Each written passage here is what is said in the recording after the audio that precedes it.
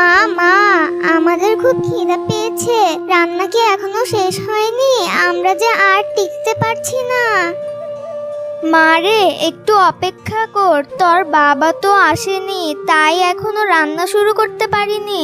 তোর বাবা মনে হয় কিছুক্ষণের মধ্যে চলে আসবে। মা গো, আমার তো খুব ক্ষুধা পেয়েছে। কিছুক্ষণের মধ্যে খাবার না পেলে আমি মনে হয় মারাই যাব। না মা, এমন কথা বলিস না। দেখিস, আজ তোর বাবা ঠিকই ভালো কোনো খাবার নিয়ে আসছে, তাই হয়তো তোর বাবার দেরি হচ্ছে।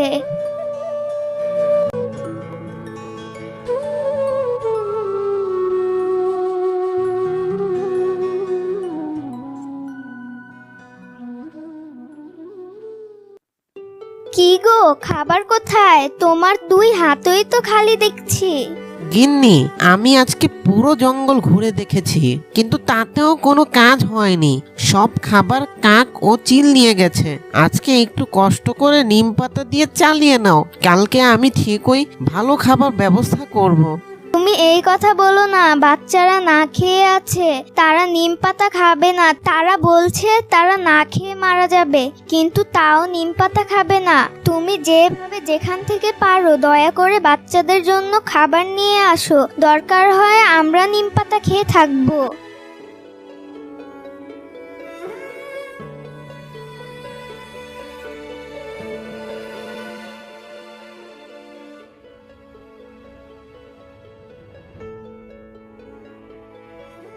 এখন আমি কি করি? কোথাও কোনো খাবার পাচ্ছি না, ওইদিকে বাচ্চাগুলোও না খেয়ে আছে। টোনা, ও টোনা বন্ধু, আমাকে একটু সাহায্য করো, আমাকে একটু সাহায্য করো। কে তুমি? আর তুমি কোথায়? বন্ধু, তুমি আমার উপরেই দাঁড়িয়ে আছো, তুমি একটু নিচের দিকে দেখো। আরে তুমি কথা বলছো কি করে? গাছ তো কথা বলতে পারে না। আমি কোনো সাধারণ গাছ নই, আমি হচ্ছি জাদুর গাছ। আমার কাছে অনেক ধরনের জাদুর ক্ষমতা আছে। বন্ধু, তুমি কি আমাকে সাহায্য করতে পারবে? আচ্ছা বলো, তোমার কি সাহায্য চাই? অনেকদিন ধরে জঙ্গলে বৃষ্টি হচ্ছে না, তাই আমি পানিও পাচ্ছি না, যার কারণে আমার পাতাগুলো সব ঝরে পড়ছে। তুমি কি আমার ঘোড়ায় পানি দিতে পারবে? হ্যাঁ, তুমি তাহলে অপেক্ষা করো, আমি এক্ষুনি পানি নিয়ে আসছি।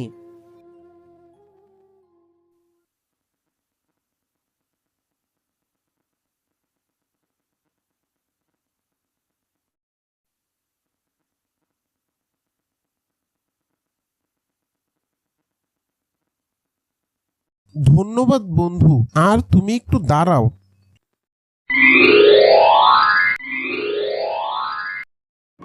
এই নাও, এটা তোমার জন্য। এই কড়াই দিয়ে আমি কি করব? এইটা কোনো সাধারণ কড়াই নয়। তুমি যখন আমার উপর বসে তোমার কষ্টের কথাগুলো বলছিলে, তখন আমি তোমার সব কথা শুনেছি, তাই আমি তোমাকে এই কড়াইটা দিচ্ছি। এই কড়াইয়ের কাছে তুমি যে খাবারই চাইবে সে তোমাকে সে খাবারই দিবে। কড়াইয়ের খাবারগুলো খুবই সুস্বাদু, অন্য সব খাবার থেকে এই কড়াইয়ের খাবারগুলো খুবই সুস্বাদু হবে, আর এর খাবার কখনোই ফুরাবে না। ধন্যবাদ বন্ধু, তোমার এই ঋণ আমি কখনো শোধ করতে পারবো না।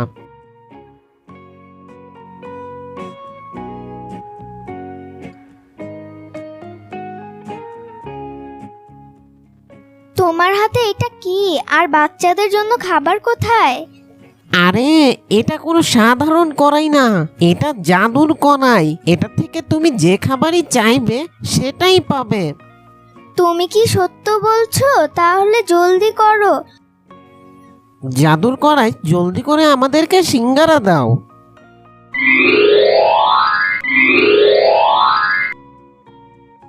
যাক, আজ থেকে আমাদের খাবার নিয়ে আর কোনো চিন্তা করা লাগবে না।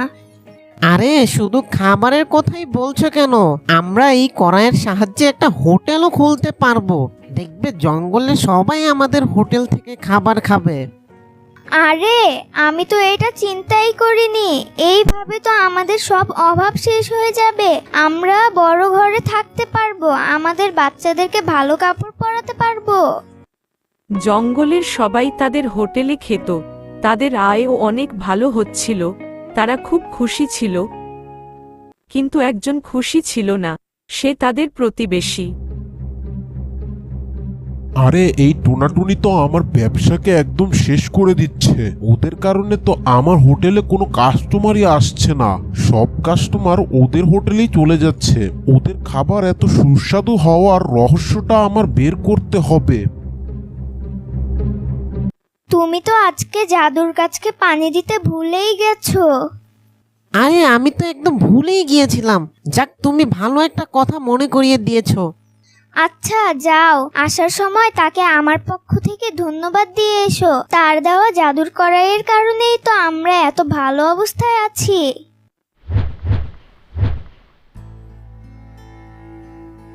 ও, জাদুর কড়াই। এই জাদুর কড়াইটা কি তা আমাকে জানতে হবে। ঈগল ভাই, আপনি হঠাৎ করে আমাদের হোটেলে? আপনার হোটেল কি বন্ধ নাকি?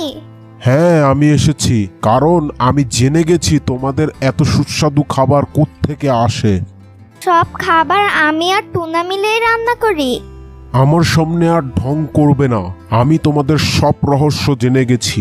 চুপচাপ জাদুর কড়াই সম্পর্কে আমাকে বলে দাও, না হলে আমি তোমাদের বাচ্চাদেরকে মেরে ফেলবো। না, অমনটা করবেন না, আমি সব কিছু আপনাকে বলছি।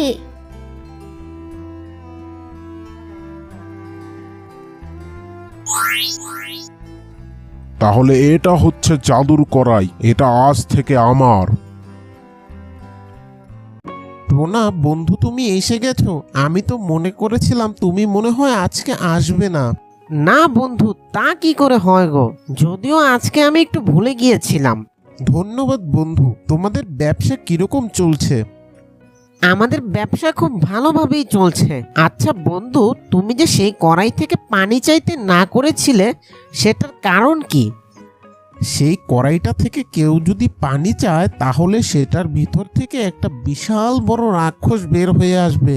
কড়াইটা সেই রাক্ষসটাকে পানি হিসাবেই জানে, আর সেই রাক্ষসটা বের হওয়ার পর যাকেই সামনে পাবে সে তাকেই খেয়ে ফেলবে এবং তারপর সে কড়াইয়ের ভিতর আবারও ফেরত চলে যাবে। ওগো, ঈগল আমাদের জাদুর কড়াই নিয়ে গেছে। কি বলছো তুমি? দাঁড়াও, আমি এক্ষুনি গিয়ে সেটা নিয়ে আসছি। দেখো, কোনো ঝামেলা করার প্রয়োজন নেই। তুমি ও নিয়ে কোনো চিন্তা করো না। দেখি এই জাদুর কড়াইটা কি কি খাবার দিতে পারে। কি খাওয়া যায় প্রথমে? হ্যাঁ, অনেক দিন হলো বিরিয়ানি খাই না। আজ এই জাদুর কড়াই থেকে বিরিয়ানি খাই। জাদুর কড়াই, জাদুর কড়াই, আমাকে খুব ঝাল করে 1 প্লেট বিরিয়ানি দাও।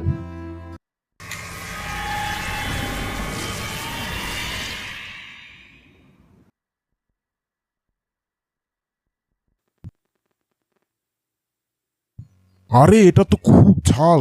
এটা কি খাওয়া যায় নাকি? জাদুর কড়াই, জাদুর কড়াই, জলদি করে আমাকে 1 গ্লাস পানি দাও।